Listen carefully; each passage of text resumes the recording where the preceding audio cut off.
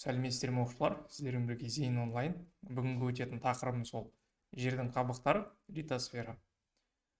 Жалпы жердің қандай қабықтары бар? Алдыңғы тақырыптарда біз өттік атмосфераны, ол жердің ауа қабаты, биосфера, ол жердің тіршілік қабаты, гидросфера, ол жердің су қабаты, және бүгінгі өтетін тақырып литосфера, яғни жердің тас қабаты. Жердің тас қабаты дегенде біз көзімізге шамамен осындай картинка елестеу керек. Енді жердің осы литосфера қабаты қандай бөліктерден тұратынын қарастырайық. Ең бірінші қабат ол біздегі жер қыртысы деп аталады. Одан кейін мантия жатыр. Одан кейін сыртқы және ішкі ядродан тұрады.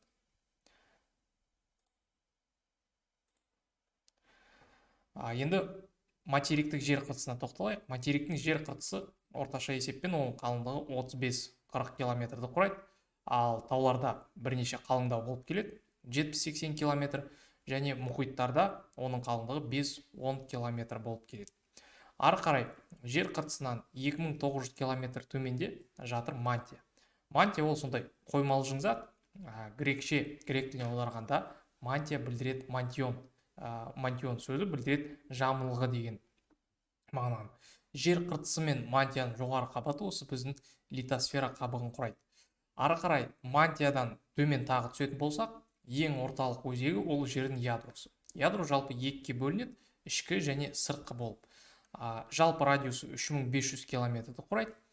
Ядро ол темір және никельден тұрады. Сыртқы ядро ол балқыған күйде темір және никель, ал ішкі ядро ол қатты заттан тұрады. Келесі нәрсе ол литосфералық тақталар. Литосфералық тақталар ол сондай жер қыртысының қозғалмалы бөліктері, шамамен жылына 2-5 сантиметрге осы литосфералық тақталар ығысады. Тақталардың түйіскен жерінде, мына жерден қарасақ болады, пайда болады таулар, және сол таулардың жанында міндетті түрде ойпаттар пайда болады. Міне мысалы қарастырайық.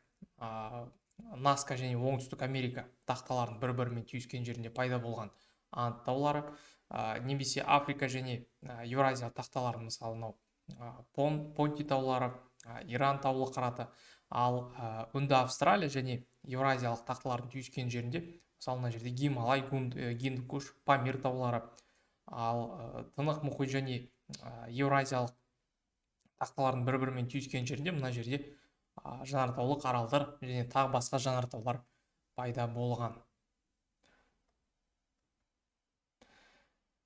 Енді біз жер қыртысын не толтырып жатыр деген сұраққа жауап берейік. Жер қыртысын толтырып жатқан денелер аталады тау жыныстары. Тау жыныстарын құрайтын заттар аталады минералдар. Мысалы, гранитті, яғни граниттің минералдары қандай деп сұраса, біз жауап береміз: слюда, шпат және тағы басқа заттар. Енді тау жыныстары бөлінеді магмалық, шөгінді және метаморфтық болып. Магмалық тау жынысы дегенде, магмалық тау жынысы ежелде жер қыртысы, кешіріңіздер, мантияның сыртқа жер бетіне шығып, кейін оның қатып қалған бөлігі, оны біз атаймыз магмалық тау жынысы. Келесі шөгінді тау жынысы ол ежелгі жер бетіндегі тіршіліктің қалдықтары және яғни шөгу астыға түсу арқылы шөгіп қалған ежелгі тау жыныстары. Және метаморфтық тау жыныстары ол метаморфизм, яғни түрін өзгерту. Бұрын бір тау жынысы болған, бірақ уақыт өте келе оған қысым, температура, тағы басқа факторлар әсер етіп, басқа бір тау жынысы айналған тау жыныстарын біз атаймыз метаморфтық тау жыныстары деп. Енді қарастырайық, неге қай тау жынысы қалай бөлінеді. Мысалы, магмалық бөлінеді төгілме және тереңдік. Бұл шөгінді бөлінеді органикалық, химиялық кесек. Магмалық тау жынысынан жатады гранит, базальт. Шөгінді тау жыныстары жаңа бөлінді. Органикалық, химиялық және кесек болып. Кесекке міне қом, гравий, галька дейді, химиялыққа тұз кіреді, органикалыққа бор, торф деген, ал метаморфтық мрамор, гнейс және кварцит. Осы сұрақтар өте жиі кездеседі, жай ғана жаттап алу керек. Енді жер қыртысы біз жаңа айттық, әрқашан қозғалыста болады. Оның екі түрі болады: жер қыртысының баяу көтерілуі және жер қыртысының баяу төмендеуі. Және жер қыртысы әрқашан қозғалыста болады. не көтеріліп не төмен түсіп жатады, ал жай ғана бір орында тұратын, яғни өз деңгейін өзгертпейтін ондай қозғалыс болмайды. Так, енді тау түзілу. Тау түзілу процесі қалай болады? Бағана біз айттық, тау түзілу процесі негізінен ол литосфералық тақталар бір-бірімен түйіскен кезде, соқтығысқан кезде пайда болады. Сол кезде таулар пайда болған кезде міндетті түрде жер сілкінісі болады. Жер сілкіну ол жер қыртысы және жоғары мантияның кенет ығысуының және ыдырауының әсерінен туатын жер асты дүмпулері.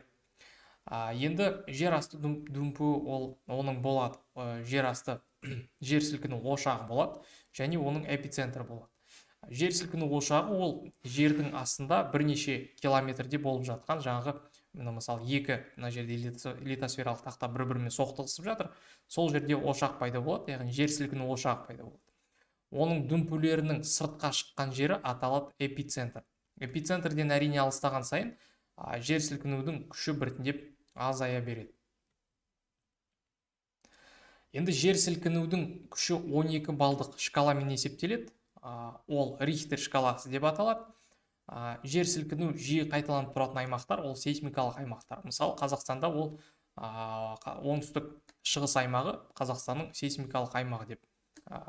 Жер қыртысының қозғалысын тіркейтін құрал ол сейсмограф. Латын тіліне аударғанда сейсмо ол жер сілкіну және графо жазу деген мағынаны білдіреді. Мына литосфералық тақталар теориясын бізге Альфред Вегнер деген неміс ғалымы 20 ғасырдың 30 жылдарында дәлелдеген. Біз осы теорияны литосфералық тақталар әлі күнге дейін қарастырамыз. Енді жанартаулар. Жанартау дегеніміз не? Жанартау ол көмейінен ыстық, газ, бу, күл, тас және тағы басқа тау жыныстары атқылап тұратын жер бетіне оттың қоймалжың зат, лава тасып төгілетін конус формалы тау. Бізде қандай атақты жанартаулар бар? Бізде бар Везувий деген жанартау, ол ежелде Помпей және Геркуланум деген екі қаланы толығымен басып қалған. Енді жанартаудың құрылысына көшейік. Жанартау қандай бөліктерден тұрады? Мынау жанартау жаңа айттық, лава атқылайды деп. Жанартау өңеші немесе көмейі деп кейде атайды. Жанартау өңеші немесе көмейі ол мынау лава шығатын жер, және кратер сол лаваның осы жанартаудың тесіп шығатын жері. Соны біз жанартаудың кратері, яғни ол тұрады. Мынау лава, жанартаудың өңеші немесе көмейі, және ол лаваны сыртқа атқылап шығатын жерін біз атаймыз кратер деп.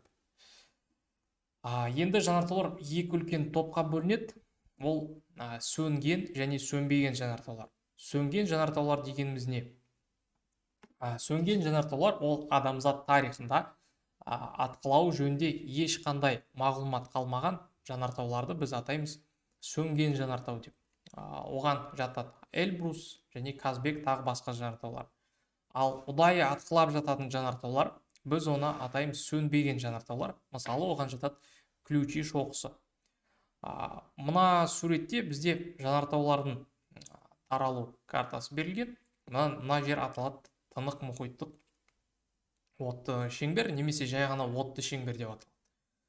Шынымен де шеңберге ұқсайды, және мына жерде әрбір бір қызыл нүкте ол жанартау деген сөз. Неге тынық мұхиттық отты шеңбер? Себебі шынымен де мына жерде жанартау өте көп орналасқан және формасы осындай шеңберге ұқсайды. Дүние жүзінде жанартаулар ең көп орналасқан аймақ деп сұраса, біз жауап береміз тынық мұхиттық отты шеңбер деп. Келесі нәрсе ол гейзер. Гейзер дегеніміз не? Ол жер бетіне жақын жатқан және әлі салқындап бітпеген магма ошақтарынан ыстық су мен газ атқылауды біз гейзер деп атаймыз. Гейзер қалай пайда болады? Мысалы алайық, мына жерде мынау бізде жанартау тұр ғой. Мынау лава сыртқа атқыламай, ол қатып қалды, бірақ әлі ыстық. Яғни бұл лава сыртқа атқыламады, қысымы жоқ. Ал мына жерде оның үстінде жер асты су бар мына жерде. Сол жер асты суын мынау лава оны қатты қыздырады, және ол жер бетіне атқылап шығады. Соны біз гейзер дейміз, яғни фонтан ретінде атқылап шығады. Гейзерлар ең көп таралған жер ол Камчатка Ресейдегі, Жаңа Зеландия, Солтүстік Америка және Исландияда көп таралған.